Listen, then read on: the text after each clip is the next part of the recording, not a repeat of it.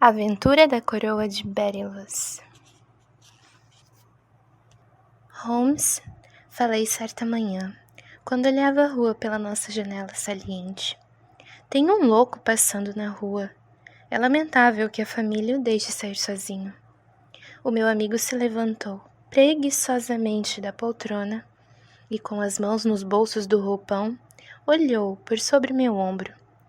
Era uma manhã luminosa de fevereiro, fria e seca, e a neve do dia anterior ainda cobria o chão, reluzindo à luz do sol invernal. No meio do leito carroçável da Baker Street, a nevasca parecia ter sido arada pelo tráfego numa faixa marrom escura, lamacenta, mas ao longo das beiradas das calçadas, nos dois lados da rua, ainda estava amontoada e tão branca como quando caiu. A parte de cimento da pavimentação da calçada havia sido limpa e raspada, mas ainda estava perigosamente escorregadia. Por isso, havia menos transeuntes que o normal. Na verdade, do sentido da Metropolitan Station, ninguém vinha andando, exceto esse único cavalheiro cuja conduta excêntrica chamou a minha atenção. Era um homem de uns 50 anos de idade, alto, corpulento e imponente, com um rosto firme de traços marcantes e um aspecto autoritário. Estava vestido em estilo sóbrio, mas luxuoso, com sobrecasaca preta, chapéu reluzente, polainas marrons e calças de cor cinza pérola muito bem cortadas. Mas suas atitudes contrastavam de maneira absurda com a dignidade de suas roupas e de suas feições, pois ele corria impetuosamente, dando pulinhos de vez em quando, como um homem que se cansa por não estar habituado a exercitar as pernas. Enquanto ele corria, sacudia as mãos para cima e para baixo, agitava a cabeça e retorcia o rosto em caretas horrorosas. "O que há de errado com esse homem?" perguntei. "Está olhando o número das casas." "Acho que ele está vindo para cá", disse Holmes, esfregando as mãos. "Para cá?" "Sim, acredito que está vindo me consultar profissionalmente. Reconheço os sintomas." "Ah, eu não disse?" Enquanto ele falava, o homem chegou ofegante à nossa porta e tocou a campainha com tal força que a casa toda ressoou com barulho. Poucos momentos depois, ele estava em nossa sala, ainda ofegante, ainda gesticulando, mas com um olhar tão triste e desesperado que o nosso riso desvaneceu e nos enchemos de horror e compaixão. Por algum tempo ele não conseguiu falar, mas balançava o corpo e puxava os cabelos, como alguém que tivesse sido levado aos mais extremos limites da razão. Então, de súbito, ficando em pé, ele bateu com a cabeça contra a parede, com tanta força que nós dois corremos até ele e o arrastamos para o centro da sala. Sherlock Holmes o empurrou para a poltrona e, sentando ao seu lado, deu-lhe tapinhas nas mãos e conversou com ele no tom de voz calmo e suave que ele sabia tão bem empregar. "Veio aqui para me contar a sua história, não foi?" disse. "Está muito cansado por causa da pressa. Por favor, espere se recuperar, então terei o maior prazer de examinar qualquer problema que você tenha para me apresentar." O homem ficou sentado por 1 minuto, ou mais tempo, respirando fundo e procurando conter a emoção. Depois passou o lenço pela testa, comprimiu os lábios e virou o rosto para nós. "Sem dúvida vocês acham que sou louco", ele disse.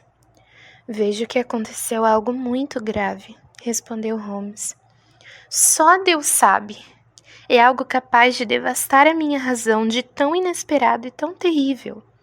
Talvez eu pudesse encarar a desgraça pública, embora seja um homem de um caráter que jamais foi maculado. A desgraça pessoal também é a sina de cada um de nós. Mas as duas coisas ao mesmo tempo, e de forma tão horrível, é mais que suficiente para me abalar no fundo da alma. Além disso, não sou só eu. Os mais nobres do país também vão sofrer se não encontrarmos uma solução para este terrível problema." "Por favor, controle-se, senhor", disse Holmes. "Conte-me calmamente quem é e o que aconteceu." O meu nome, respondeu o nosso visitante. Provavelmente ele é familiar. Sou Alexander Holder, da casa bancária Holder e Stevenson, da Threadneedle Street. O nome era de fato muito conhecido e pertencia ao sócio majoritário da segunda maior firma bancária privada da cidade de Londres. O que poderia ter acontecido para deixar um dos mais proeminentes cidadãos da grande metrópole naquele estado lamentável? Aguardamos, tomados pela curiosidade, até que, com um grande esforço, ele se abraçou e nos contou sua história. Sinto que o tempo é valioso, ele disse, e por isso corri para cá quando o inspetor de polícia sugeriu que eu deveria procurar obter sua cooperação. Vim para Baker Street pelo metrô e de lá a pé. Correndo, pois vi que as carruagens de aluguel andavam muito devagar por causa de toda essa neve. Foi por isso que fiquei tão sem fôlego, pois sou um homem que quase não faz exercícios. Estou me sentindo melhor agora e vou lhes apresentar os fatos, da forma mais resumida e ainda assim mais clara possível. Sabe-se muito bem, é claro, que o sucesso no meio bancário depende tanto da nossa capacidade de encontrar investimentos remunerativos para os nossos fundos, quanto do aumento das nossas conexões e o número dos nossos depositantes. Um dos meios mais lucrativos de investir dinheiro é na forma de empréstimos, quando as garantias são inquestionáveis. Temos feito muito nesse campo nos últimos anos, e existem muitas famílias nobres a quem temos emprestado grandes somas, usando como garantia seus quadros, bibliotecas ou pratarias. Ontem pela manhã, eu estava sentado em meu escritório no banco, quando um cartão de apresentação me foi entregue por um funcionário. Tive um sobressalto quando vi o nome, pois era... Bem, talvez, mesmo para os senhores, seja melhor dizer somente que era um nome conhecido no mundo inteiro, um dos nomes mais altos, mais nobres, mais exaltados da Inglaterra. Fiquei assombrado com tanta honra e tentei, quando ele entrou, expressar o que sentia, mas ele começou logo a falar de negócios com o ar de quem quer se livrar rapidamente de uma tarefa desagradável. Senhor Holder, ele disse, fui informado de que você tem o costume de emprestar dinheiro. A firma faz isso quando a garantia é boa, respondi. É absolutamente essencial para mim, ele disse, conseguir 50.000 libras de imediato. Poderia, é claro, obter essa soma insignificante com os meus amigos, mas prefiro que seja um negócio e prefiro tratar desse negócio pessoalmente. Na minha posição, o senhor há de compreender que não convém uma pessoa ficar devendo favores a ninguém. Por quanto tempo, se me permite perguntar, vai precisar deste valor? Perguntei. Na próxima segunda-feira, devo receber uma grande quantia que me é devida, e certamente lhe pagarei.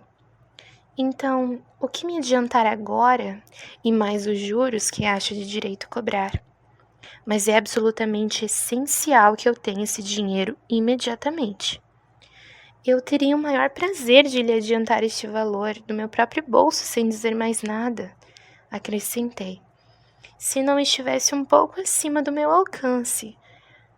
Mas, por outro lado, se fizer isso em nome da firma, para ser justo com meu sócio, devo insistir que, mesmo em seu caso, todas as precauções comerciais sejam tomadas. Prefiro mesmo que seja assim, ele disse, pegando uma caixa quadrada de couro preto que deixara ao lado da cadeira. Sem dúvida, o senhor já ouviu falar da coroa de Berylos? Um dos bens públicos mais preciosos do Império, observei. Exatamente. Ele abriu o porta-joias e dentro, engastada em veludo carmesim macio, repousava a magnífica joia que se referira. São 39 Berylos enormes, ele disse, e o preço do trabalho em ouro é incalculável. A avaliação mais baixa é o dobro do que lhe pedi. Estou pronto para lhe deixar a coroa em garantia.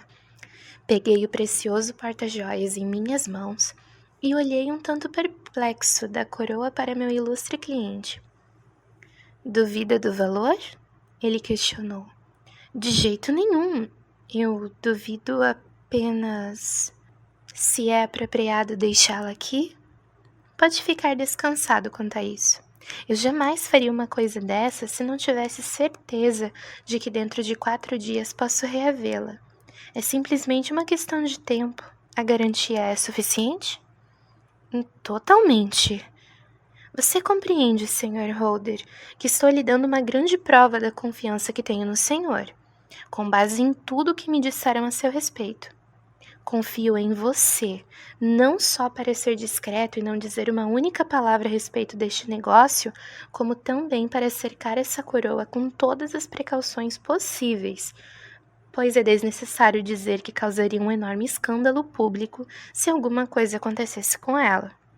Qualquer dano seria tão grave quanto sua perda total, pois não há no mundo inteiro bérylos iguais a esses e seria totalmente impossível substituí-los.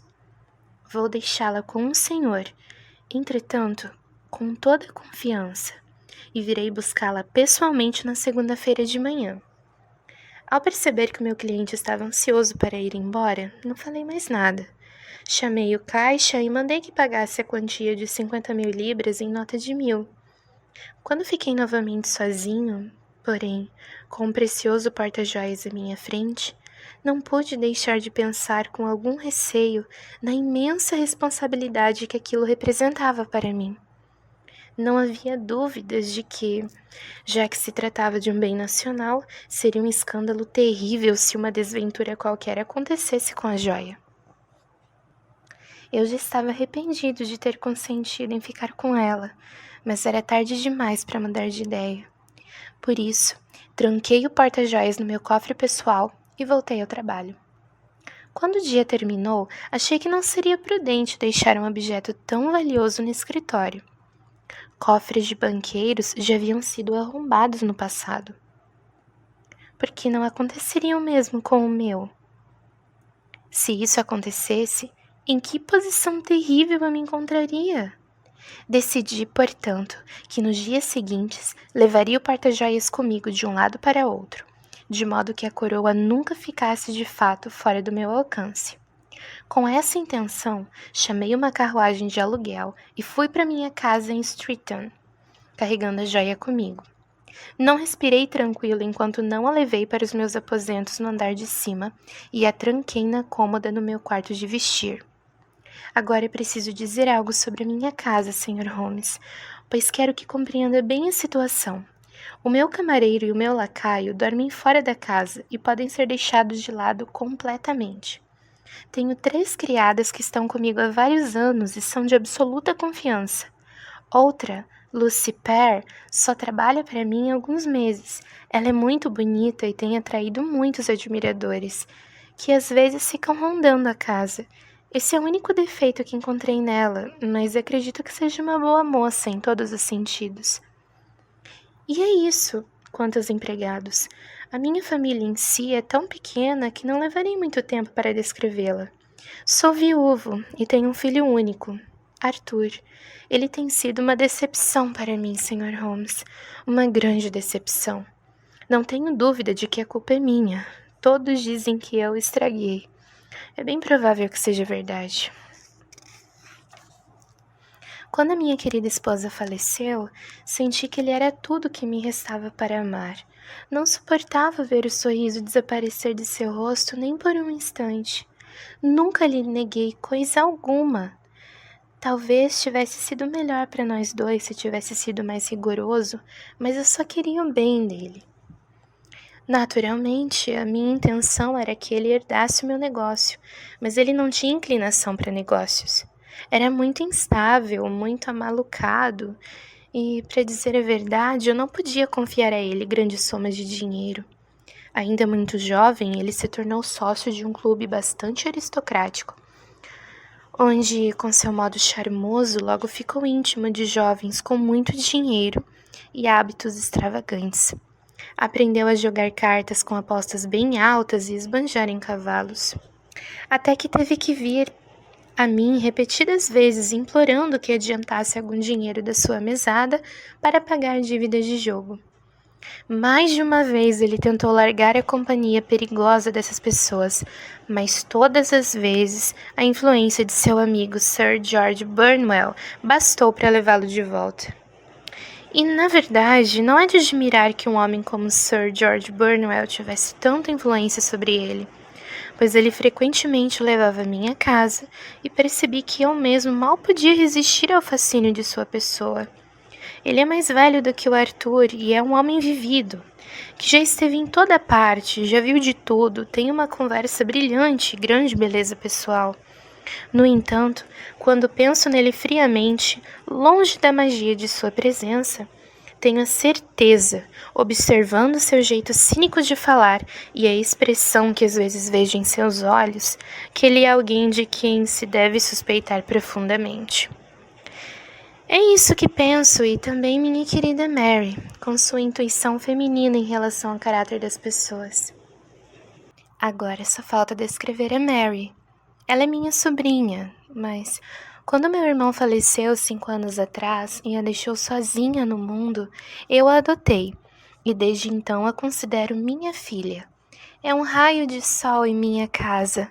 É doce, adorável, bonita, excelente dona de casa e ainda é tão meiga, tranquila e gentil quanto uma mulher pode ser. Ela é o meu braço direito. Eu não sei o que faria sem ela. Só num assunto ela foi contra os meus desejos. Por 2 vezes já, o meu rapaz a pediu em casamento, pois a ama devotamente. Mas nas 2 vezes ela o recusou. Acho que, se existisse alguém que poderia colocá-lo no bom caminho, seria ela, e que o casamento poderia mudar toda a vida dele. Mas, meu Deus, é tarde demais, é tarde demais. Agora, Sr. Holmes, já conhece as pessoas que moram sob o meu teto, e eu posso continuar a minha triste história. Quando tomávamos café na sala naquela noite, após o jantar, contei a Arthur e Mary o que havia acontecido comigo e que o valioso tesouro estava naquele momento sob nosso teto, omitindo apenas o nome do meu cliente. Lucy Parr, que trouxe o café, saiu da sala. Tenho certeza, mas não posso jurar se a porta estava fechada.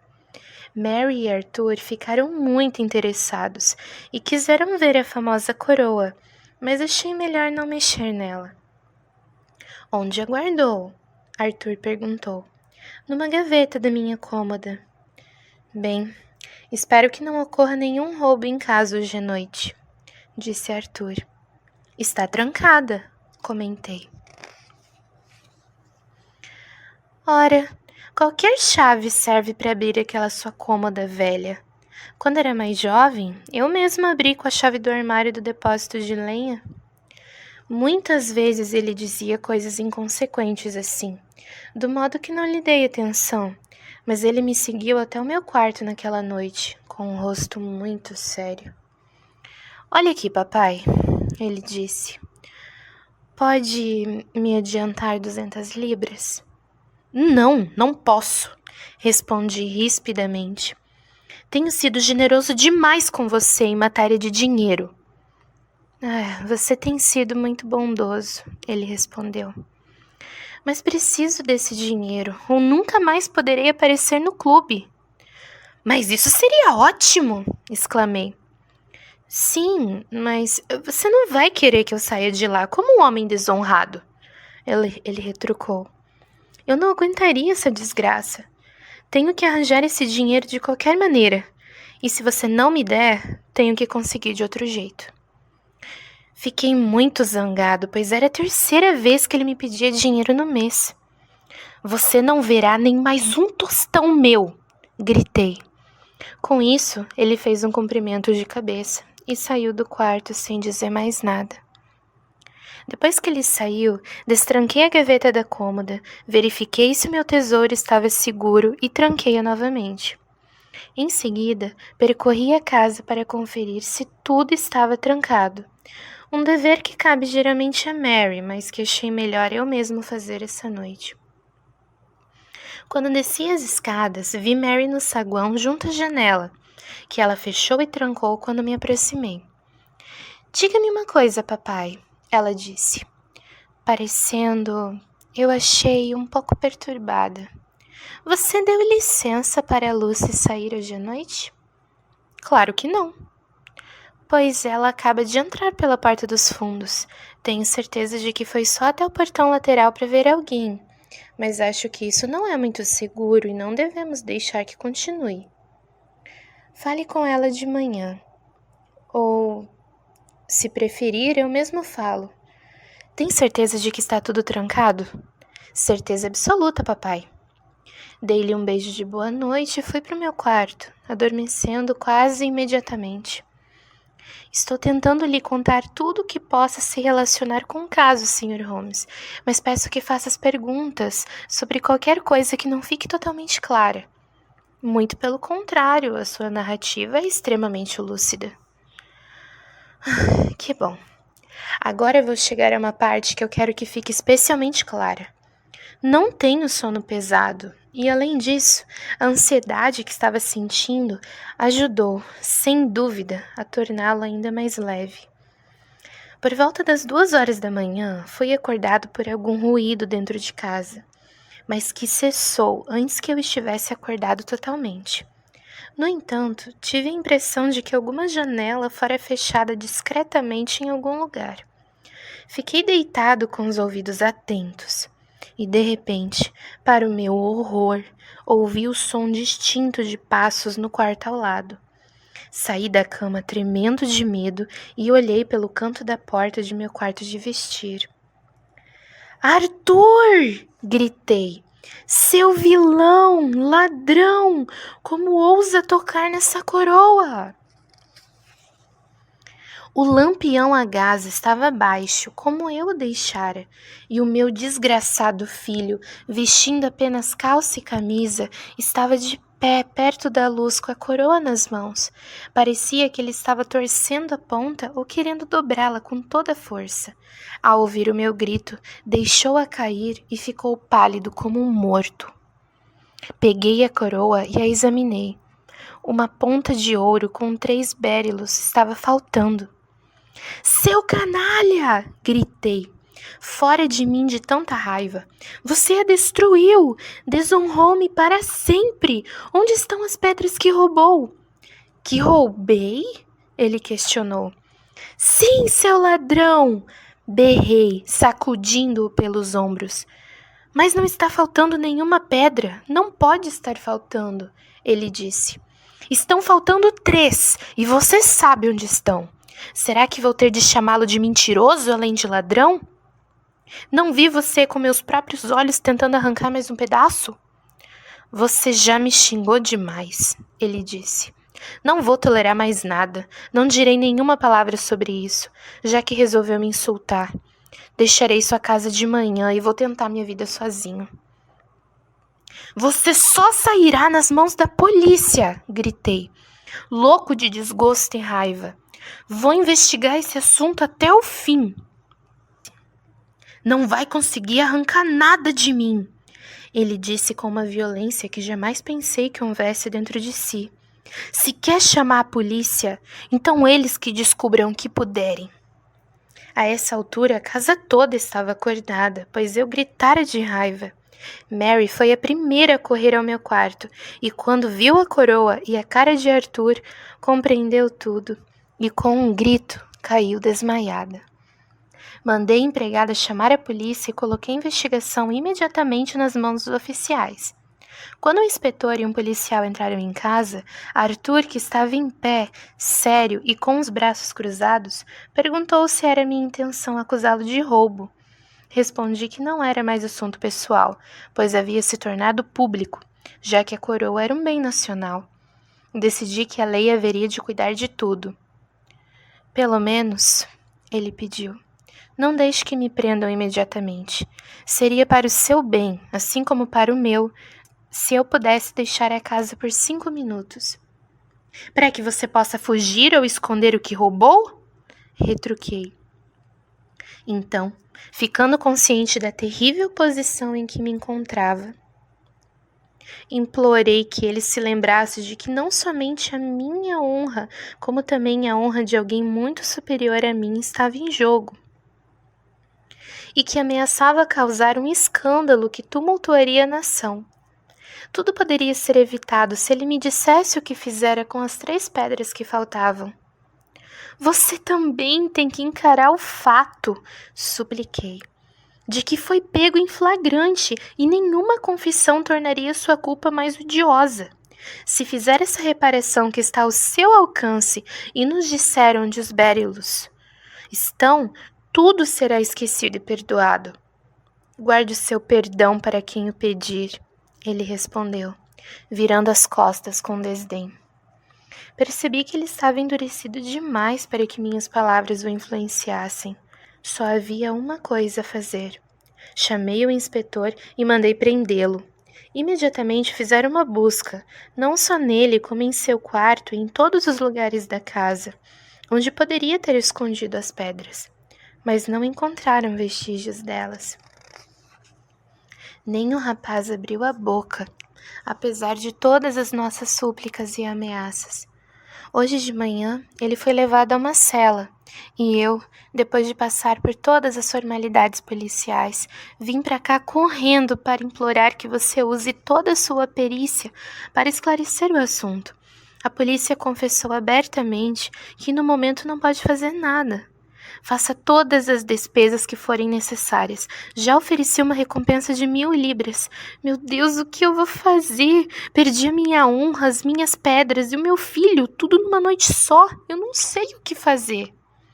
Ele segurou a cabeça com as mãos, balançando o corpo de um lado para o outro, murmurando baixinho como uma criança cujo sofrimento tivesse se tornado insuportável.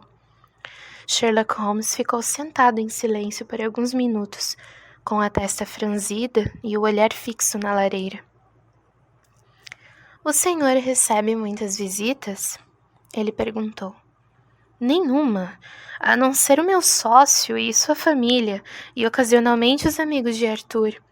Sir George Burnwell foi lá várias vezes ultimamente. Ninguém mais, eu acho. Você sai muito socialmente? O Arthur sai. Mary e eu ficamos em casa. Nenhum de nós dois gosta muito de sair. Isso não é comum numa garota. Ela é muito sossegada, Sr. Holmes. Além disso, não é tão garota assim. Já tem 24 anos. O que aconteceu, pelo que disse, parece que também a abalou muito. Profundamente. Está ainda pior do que eu. Nenhum dos dois tem a menor dúvida de que o seu filho é o culpado? Como poderíamos, quando eu o vi com meus próprios olhos com a coroa nas mãos? Não considero isso uma prova conclusiva. O resto da coroa foi danificado de algum modo? Sim, ela foi retorcida. Não acha, então, que talvez ele estivesse tentando consertá-la? Deus o abençoe. Está fazendo o que pode por ele e por mim, mas é uma tarefa impossível, Sr. Holmes. Em primeiro lugar, o que ele estava fazendo ali? Se a finalidade dele era inocente, por que não disse logo? Exatamente. E se fosse culpado, por que não inventou uma mentira? O silêncio dele, ao meu ver, pode indicar tanto uma razão quanto outra. Há vários pontos singulares nesse caso. O que a polícia achou do barulho que o acordou? Acharam que poderia ter sido causado por Arthur fechando a porta de seu quarto. Bem improvável. Um homem com a intenção de praticar um crime jamais bateria uma porta e acordaria a casa inteira. E o que disseram do desaparecimento dessas pedras preciosas? Ainda estão verificando o assoalho e examinando a mobília na esperança de encontrá-las. Pensaram em procurar fora da casa? Sim, tem demonstrado uma energia extraordinária. O jardim inteiro já foi minuciosamente examinado. Bem, meu caro senhor, disse Holmes, não lhe parece óbvio agora que esse assunto é muito mais complexo do que você ou a polícia imaginaram a princípio? Parece-lhe um caso muito simples, mas para mim parece extremamente complicado. Considere o que está envolvido na sua teoria. O senhor supõe que o seu filho saiu da cama, foi ao seu quarto, correndo grande risco, abriu a sua cômoda, tirou a coroa, quebrou um pedaço à força, foi para outro lugar, escondeu 3 das 39 pedras tão bem que ninguém conseguiu achá-las, e depois voltou com as outras 36 para o quarto onde se expôs ao gravíssimo risco de ser encontrado. Agora eu lhe pergunto, é válida uma teoria como essa? Mas qual outra existe? Perguntou o banqueiro, com um gesto de desespero. Se os motivos dele eram inocentes, por que não os explica? É nossa obrigação descobrirmos isso, respondeu Holmes. Então, agora se me permite, Sr. Holder, vamos juntos para Stratton.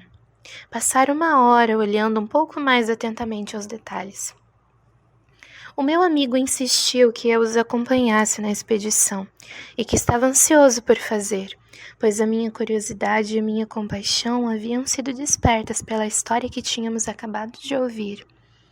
Confesso que a culpa do filho do banqueiro me parecia tão óbvia quanto ao seu infeliz pai, mas eu tinha tamanha confiança na opinião de Holmes que senti que haveria alguma base para nutrir esperanças enquanto ele não estivesse satisfeito com a explicação dada.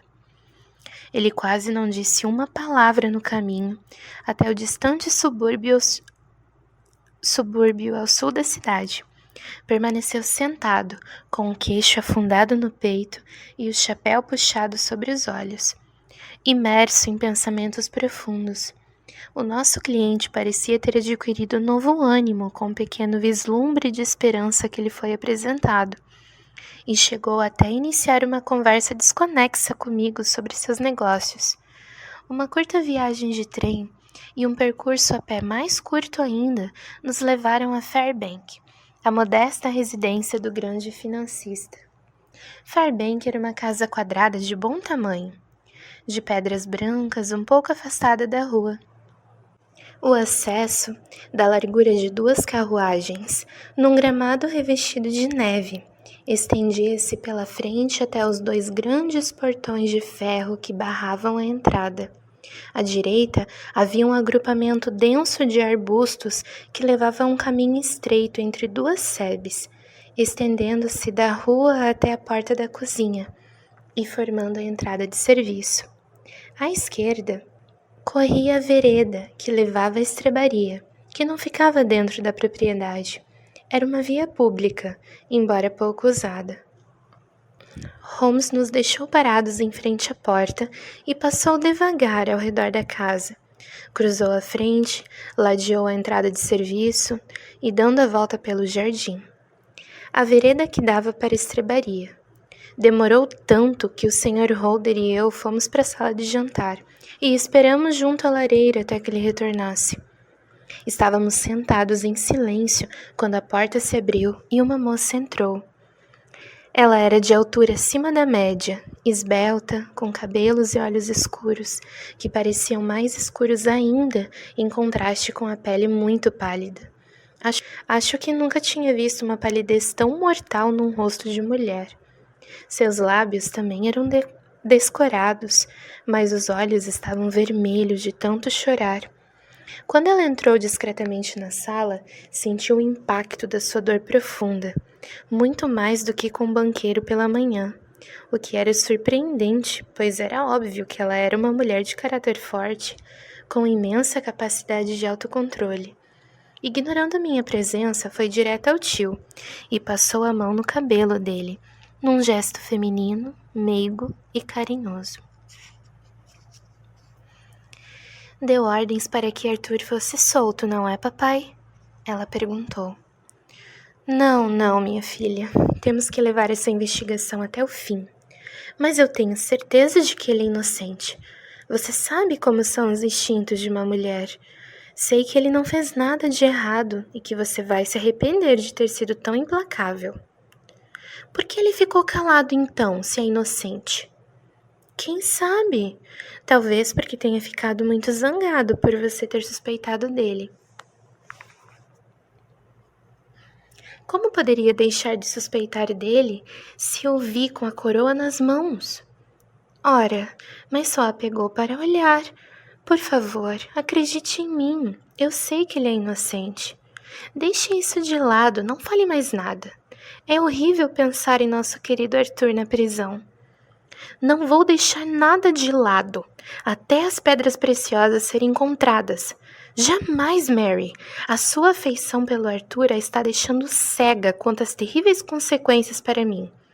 Em vez de abafar o assunto, eu trouxe um cavalheiro de Londres para fazer uma investigação mais minuciosa. Este cavalheiro? Ela perguntou, virando-se para mim. Não, o amigo dele, que quis ficar só e agora está andando pela vereda da estrebaria. Pela vereda da estrebaria? Ela ergueu as sobrancelhas escuras. O que espera encontrar lá? Ah, suponho que o tal amigo seja este senhor. Espero que consiga provar aquilo que tenho certeza de que é verdade. Isto é, que o meu primo Arthur é inocente desse crime. Concordo inteiramente com a senhora, e espero tanto quanto a senhora poder prová-lo, disse Holmes, voltando ao capacho para tirar a neve dos sapatos. Creio que tenho a honra de me dirigir à senhorita Mary Holder. Posso lhe fazer uma ou duas perguntas? Certamente, senhor, se for para ajudar a esclarecer esse mistério horroroso. Não ouviu nada na noite passada? Nada. Até o meu tio começar a falar em voz alta, ouvi isso e desci.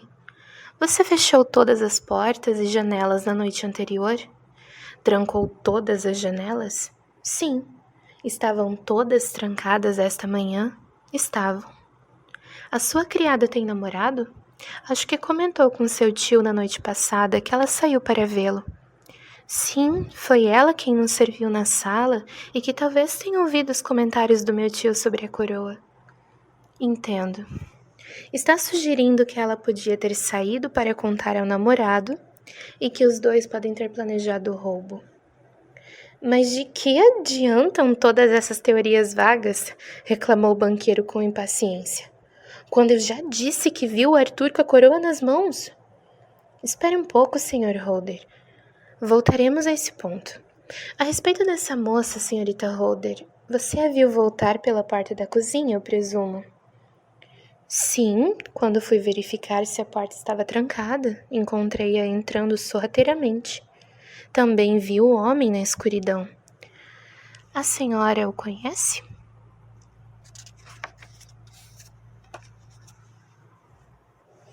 Ah, sim. É o rapaz que traz as nossas verduras. O nome dele é Francis Prosper. Ele estava, disse Holmes, à esquerda da porta. Isto é, tinha ido mais longe no caminho do que era necessário para alcançar a porta? Sim. É um homem que tem uma perna de pau? Algo parecido com medo invadiu os expressivos olhos escuros da moça. O senhor deve ser um bruxo, ela disse. Como sabe disso? Ela sorriu, mas o rosto magro de Holmes continuou completamente sério. Agora, eu gostaria muito de ir lá em cima, ele pediu. Provavelmente vou querer examinar o lado de fora da casa de novo. Talvez seja melhor eu dar uma olhada nas janelas daqui de baixo antes de subir. Ele foi rapidamente de uma a outra, parando apenas na janela grande que dava do saguão para a vereda da estrebaria, a qual abriu e examinou cuidadosamente o peitoril com sua poderosa lupa. Agora vamos subir, ele disse. O quarto de vestir do banqueiro era mobiliado com simplicidade. Tinha um tapete cinza, uma grande cômoda e um espelho comprido.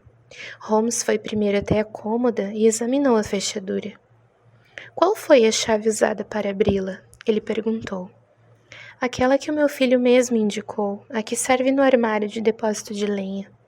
E onde está essa chave? É essa que está aí em cima da penteadeira. Sherlock Holmes pegou a chave e abriu a cômoda. É uma fechadura silenciosa, ele disse. Não é de admirar que não tenha acordado. Esse porta-joias, presumo, contém a coroa. Vamos dar uma olhada. Ele abriu o porta-joias, tirou a coroa e colocou-a sobre a mesa. Era uma amostra magnífica da arte da joalheria, e as 36 pedras eram as mais finas que eu já vi. Em um dos lados da coroa havia uma borda quebrada, de onde uma ponta que segurava 3 pedras preciosas havia sido arrancada. Bem, Sr. Holder, disse Holmes, esta ponta aqui corresponde àquela que foi infelizmente perdida. Peço-lhe que tente quebrá-la. O banqueiro recuou horrorizado. Nem sonharia tentar fazer isso, ele disse. Então eu mesmo tento. Holmes exerceu pressão máxima sobre a ponta, mas sem resultado. Senti que a ponta cedia um pouco, ele disse. Mas, embora eu tenha uma força excepcional nos dedos, levaria um tempo enorme para quebrá-la. Um homem comum não conseguiria. Então, o que acha que aconteceria caso conseguisse quebrar essa coisa, Sr. Holder? Faria o barulho de um estouro, como um tiro de pistola. Vai me dizer que tudo aconteceu a poucos passos da sua cama e que o senhor não escutou nada? Eu não sei o que pensar, está tudo muito escuro para mim. Mas talvez fique mais claro à medida que prosseguirmos. O que acha, senhorita Holder?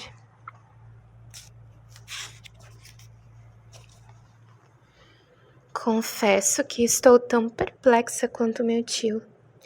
O seu filho não usava sapatos ou chinelo quando viu? Não usava nada, a não ser a calça e a camisa. Obrigado.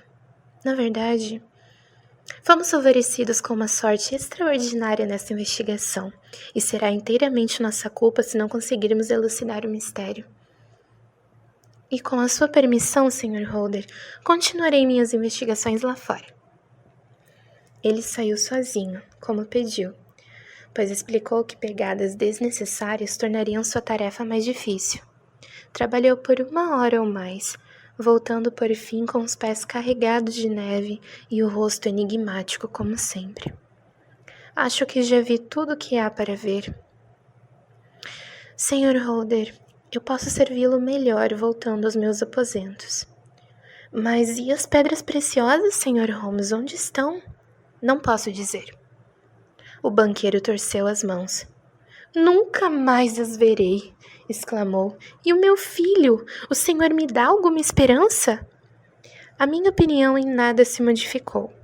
Então, pelo amor de Deus, Sr. Holmes, o que foi esse drama sombrio que aconteceu na minha casa ontem à noite?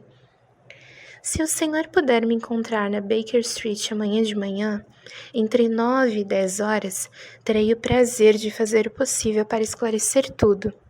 Entendo que me deu carta branca para agir pelo senhor, desde que recupere as pedras preciosas, e que não há limite para o valor que eu tiver que gastar.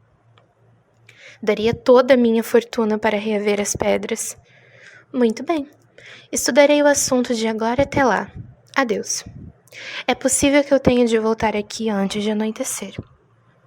Para mim, era evidente que meu companheiro já chegara a uma conclusão a respeito do caso, embora eu não tivesse a menor ideia de qual seria.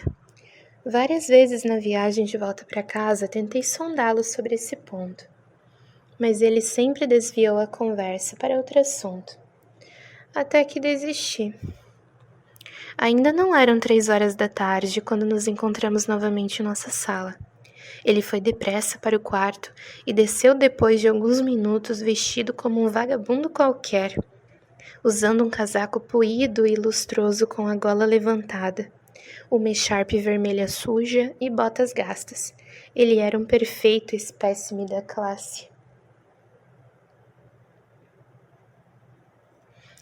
Acho que estou convincente, ele disse, olhando-se no espelho acima da lareira. Eu até gostaria que você viesse comigo, Watson, mas receio que não dê certo. Pode ser que eu esteja na pista certa, ou pode ser que esteja perseguindo um fantasma. Bom, em breve saberei qual dos dois. Espero estar de volta dentro de poucas horas. Cortou uma fatia de carne do pernil que estava em cima do aparador, colocou-a entre 2 fatias de pão e, enfiando essa rústica refeição no bolso, partiu em sua expedição. Eu tinha terminado de tomar o meu chá quando ele voltou. evidentemente de ótimo humor, balançando na mão uma velha bota com elástico dos lados. Atirou-a num canto e serviu-se de chá. Só dei uma passada rápida, ele disse. Vou sair de novo agora mesmo. Aonde vai? Oh, ao outro lado da West End. Pode ser que eu demore bastante antes de voltar. Não espere por mim, Watson, se eu chegar muito tarde.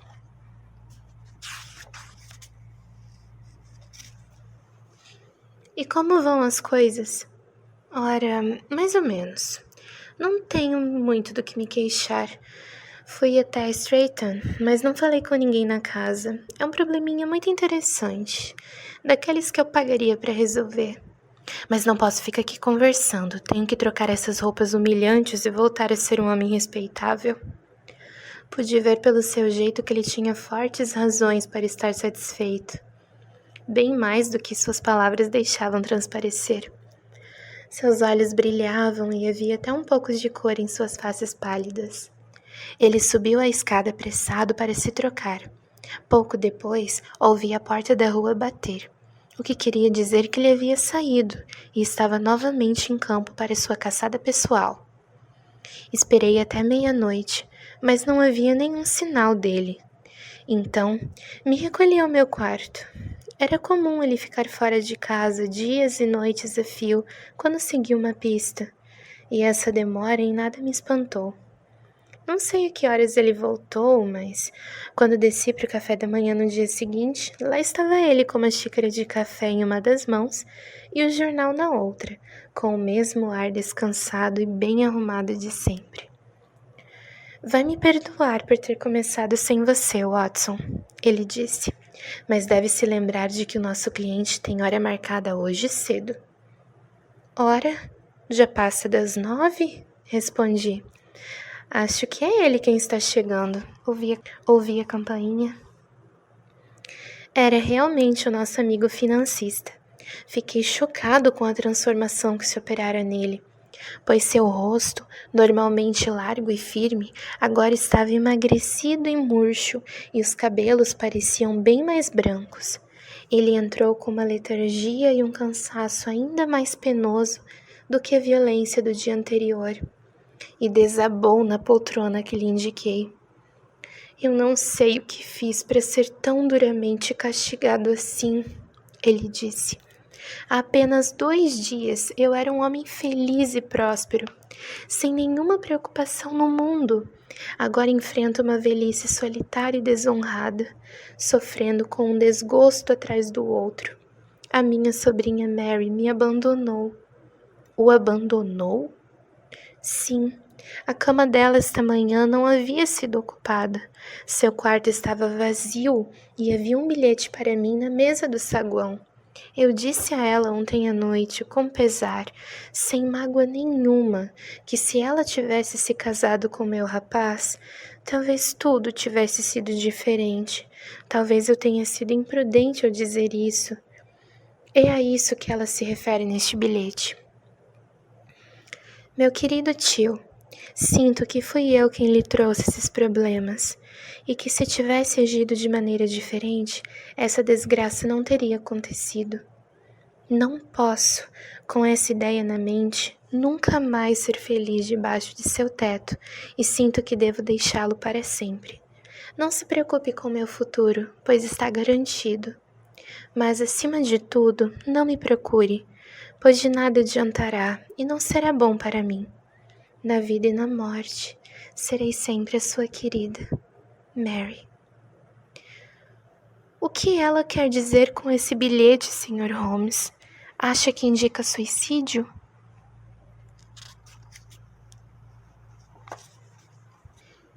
Não, nada disso. Talvez seja a melhor solução. Eu acho, Sr. Holder, que você está chegando ao fim de suas tribulações. Hã? O senhor está dizendo isso? Sabe de alguma coisa, Sr. Holmes? Descobriu alguma coisa? Onde estão as pedras preciosas? Não considera 1.000 libras cada uma um preço excessivo? Pagaria até 10? Isso não será necessário. 3.000 libras bastam. E há uma pequena recompensa, acredito. Trouxe o seu talão de cheques? Aqui está uma caneta de pena. É melhor fazer um cheque de 4.000 libras. Atordoado, o banqueiro preencheu o cheque. Holmes foi até a escrivaninha, tirou um pedaço triangular de ouro incrustado com 3 pedras preciosas e jogou-o sobre a mesa. Com um grito de alegria, o nosso cliente agarrou o objeto. "O senhor conseguiu!" ele balbuciou. "Estou salvo, estou salvo!" A reação de alegria foi tão violenta quanto sua dor havia sido, e ele apertava as pedras contra o peito. "Tem mais uma coisa que o senhor está devendo, Sr. Holder", disse Sherlock Holmes muito sério. "Estou devendo?" Ele pegou a caneta de pena. "Diga qual o valor que eu pagarei." "Não, a dívida não é para comigo. O senhor deve um pedido de desculpas, com toda a humildade, àquele nobre rapaz, o seu filho, que se comportou nesse episódio como eu me orgulharia do meu próprio filho se ele assim o fizesse, caso eu tivesse um." "Então não foi o Arthur quem roubou as pedras preciosas?" "Eu lhe disse ontem e repito hoje que não foi ele." "Você tem certeza? Então vamos nos apressar para ter com ele, para lhe dizer de uma vez que a verdade é conhecida." "Ele já sabe. Quando esclareci tudo, tivemos um encontro, e vendo que ele não me contaria a história, então eu a contei a ele. Sendo assim, confessou que eu estava com a razão, e acrescentou alguns poucos detalhes que ainda não estavam bem claros para mim. As novidades desta manhã, porém, talvez o façam falar." "Pelo amor de Deus, conte-me então que mistério extraordinário é esse?" "Vou fazer isso, e vou lhe mostrar os passos que dei para chegar a essa conclusão. Mas em primeiro lugar, deixe-me dizer que o que é mais difícil de falar e o que é mais difícil para o senhor ouvir. Houve uma armação combinada entre a sua sobrinha, Mary, e Sir George Burnwell. Eles fugiram juntos." "O quê? A minha Mary? Impossível!" "Infelizmente é mais do que possível. É uma certeza. Nem o senhor e nem seu filho conheciam o verdadeiro caráter desse homem quando admitiram em seu círculo familiar. É um dos homens mais perigosos da Inglaterra, um jogador arruinado, um vilão desesperado completamente, um homem sem coração e nem consciência. A sua sobrinha não sabia nada de homens assim. Quando ele soprou suas juras de amor, como fizera com centenas de outras antes, a moça ficou convencida de que somente ela tocara seu coração. Só o demônio sabe o que ele lhe disse, mas no fim ela se tornou um instrumento nas mãos dele e tinha o costume de vê-lo quase todas as noites." "Não posso, não vou acreditar nisso", exclamou o banqueiro de rosto lívido. "Vou lhe contar o que aconteceu em sua casa naquela noite. A sua sobrinha, quando viu que o senhor foi para o quarto, desceu sorrateiramente e conversou com o amante pela janela que dá para o caminho da estrebaria. Ele ficou tanto tempo ali que seus pés comprimiram a neve, deixando marcas. Ela contou-lhe sobre a coroa.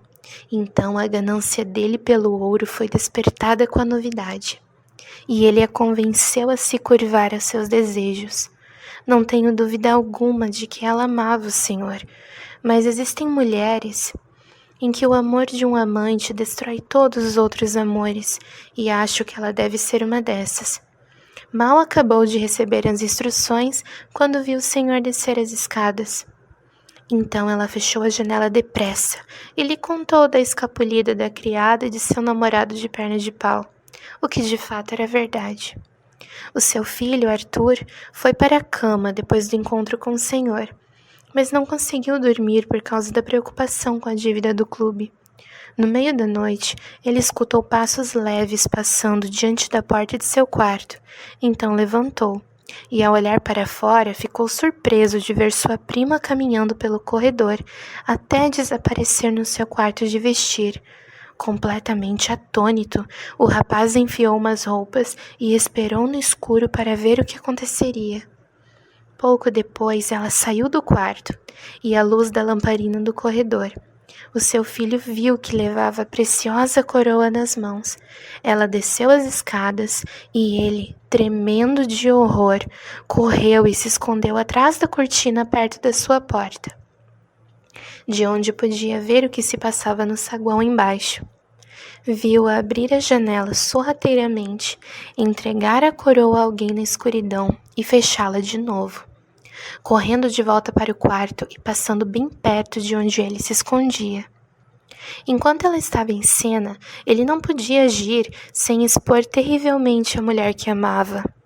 Porém, no momento em que ela desapareceu no quarto, ele compreendeu o que isso significaria para o Senhor e como seria importante consertar a situação. Arthur correu pelas escadas do jeito como estava, descalço. Abriu a janela, pulou na neve e correu pelo caminho, onde conseguiu ver um vulto escuro ao luar. Sir George Burnwell tentou fugir, mas Arthur o pegou e houve uma briga entre os dois, com seu filho puxando a coroa de um lado e o adversário do outro. Na confusão, o seu filho bateu em Sir George e o feriu no olho. De repente, alguma coisa arrebentou. E seu filho, vendo que estava com a coroa nas mãos, voltou correndo, fechou a janela e subiu ao seu quarto. Acabara de notar que a coroa estava retorcida e procurava consertá-la, quando o Senhor entrou em cena. "Será possível?", balbuciou o banqueiro. Então o Senhor o insultou no momento em que ele achava que merecia o seu mais profundo agradecimento. Não podia explicar a verdade dos fatos sem trair a quem certamente não merecia a menor consideração. Tomou o ponto de vista mais cavalheiresco, entretanto, e guardou o segredo dela. "E foi por isso que ela gritou e desmaiou quando viu a coroa!", exclamou o Sr. Holder. "Oh, meu Deus, como fui cego e idiota! E ele me pedindo para sair por 5 minutos!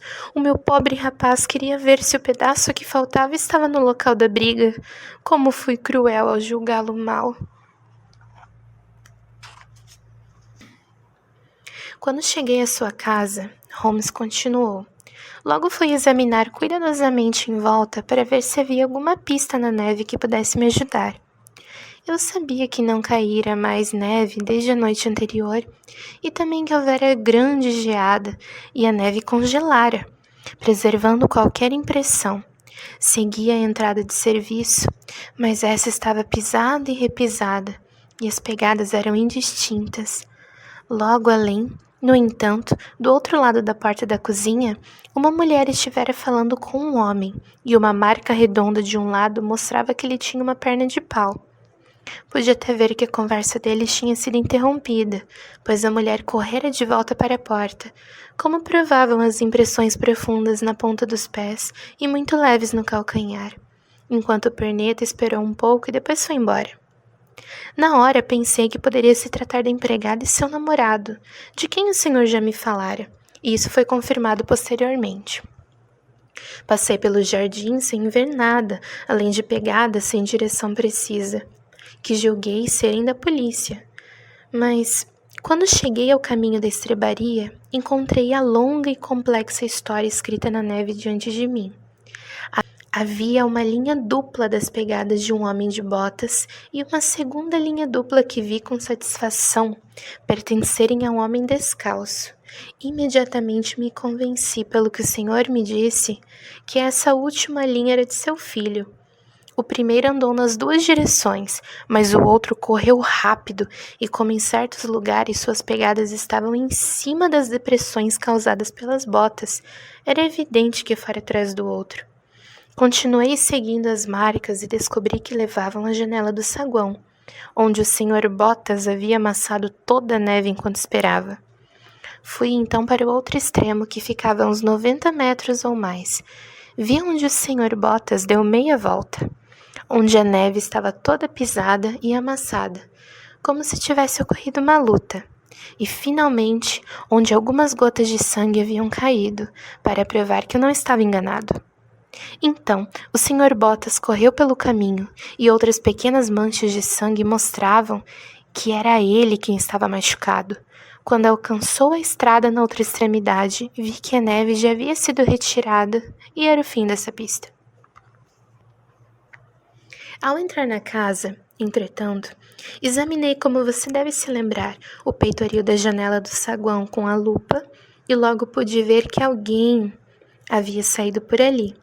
Consegui distinguir o esboço dos dedos e o calcanhar, onde um pé molhado se apoiou ao entrar. Estava, então, começando a formar uma imagem do que havia acontecido. Um homem esperava do lado de fora da janela. Alguém lhe trouxe a joia. Esse ato foi visto pelo seu filho, que o perseguiu. Lutou com ele. Ambos puxaram a coroa e a combinação de seus esforços causou danos que nenhum dos dois sozinho poderia causar. O seu filho voltou com a joia, mas deixou um pedaço nas mãos do adversário. Até aí estava tudo claro. A questão agora era saber quem era o homem e quem lhe dera a coroa. É uma velha máxima minha que, quando se exclui o impossível, o que resta, não importa quão improvável seja, deve ser a verdade. Eu sabia que não foi o senhor quem trouxera a coroa, então só restavam a sua sobrinha ou as criadas. Contudo, se fossem as criadas, por que o seu filho se deixaria acusar no lugar delas? Não haveria nenhuma razão. Mas ele amava a prima e, portanto, havia uma excelente razão para guardar segredo, especialmente por se tratar de um segredo vergonhoso. Quando me lembrei de que o senhor a viu perto daquela janela e que ela desmaiou ao ver a coroa novamente, a minha suposição tornou-se uma certeza.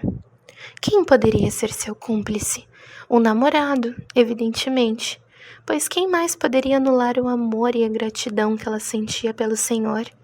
Eu sabia que vocês saíam um pouco, que o seu círculo de amizades era muito limitado, porém Sir George Burnwell fazia parte desse círculo.